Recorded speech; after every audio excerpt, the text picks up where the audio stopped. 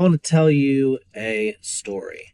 And this story, I'm going to call it Me Apologetica. This story is about the Lord Jesus. It's the story that helps me reconcile and understand that Jesus Christ is who he says he is, that he is the Son of the living God, that God is real, the Bible is real, Jesus is real.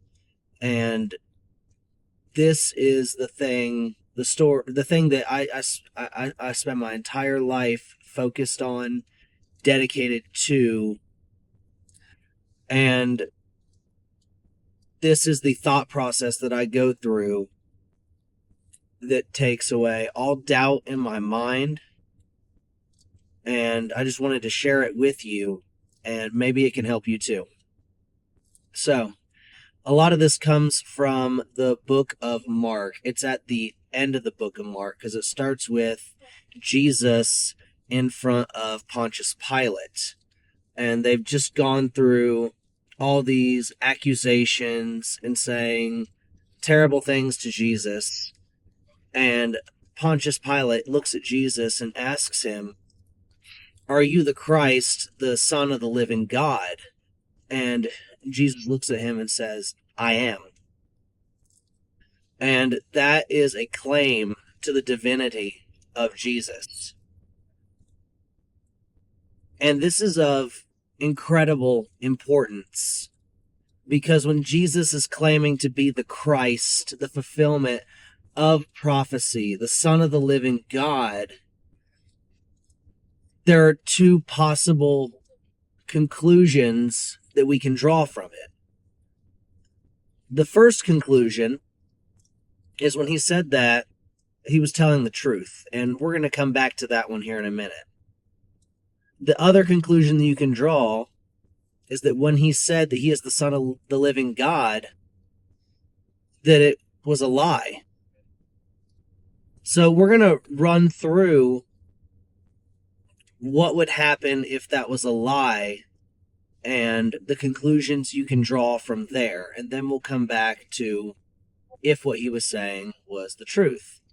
And I use the word if because I don't want you to think that I'm approaching this with a preconceived conclusion in mind, because when I originally heard this, I didn't have a preconceived conclusion. And it really opened my mind and understanding and has helped me work through doubts, fears, worries, and I still think about this years later because this is such an impactful story to me. So when Jesus says that he is the Christ, the Son of the living God, and claims that divinity, if he said it and he was telling a lie, there are two possible ways we can look at it.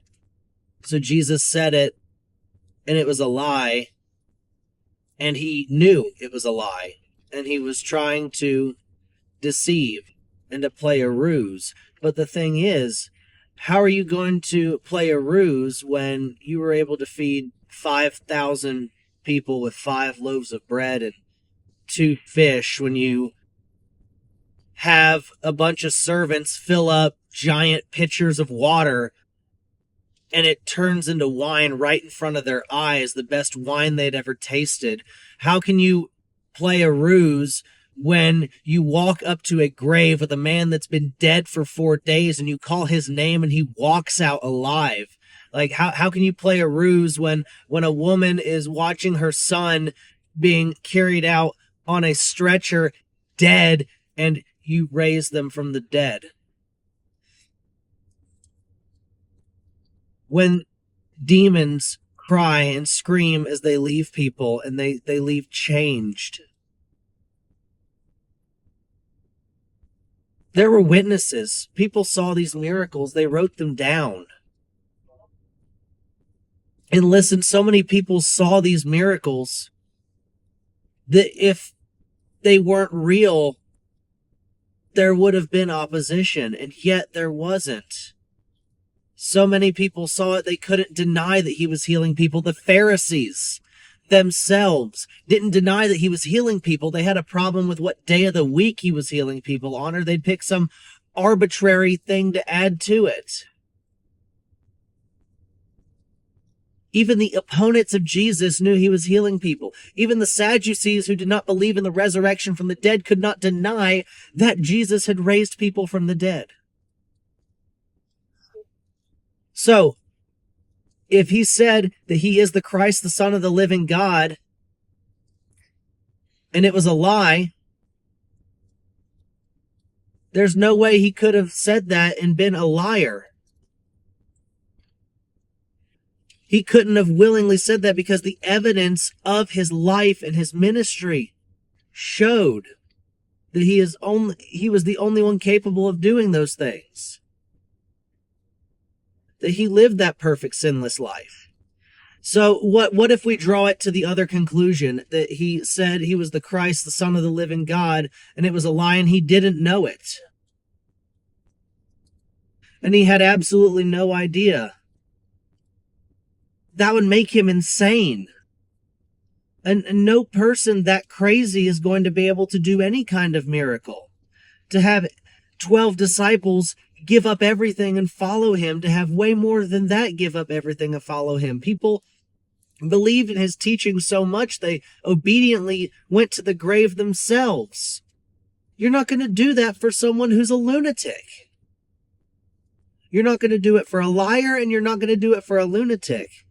So when Jesus Christ said that he is the Christ, the Son of the living God, when he confirmed what Pontius Pilate asked him, the only conclusion you can draw is that it was true.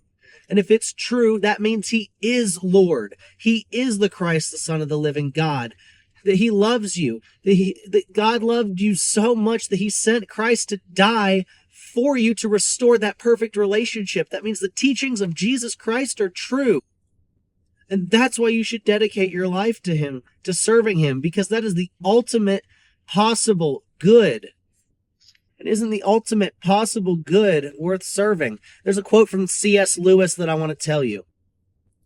Christianity, if false, is of no importance. Christianity, if true, is of infinite importance.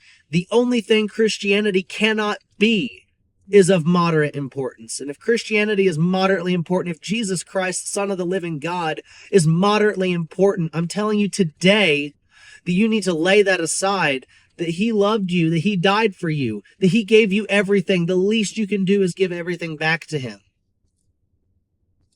It changed my life, and I want it to change yours too. Thank you.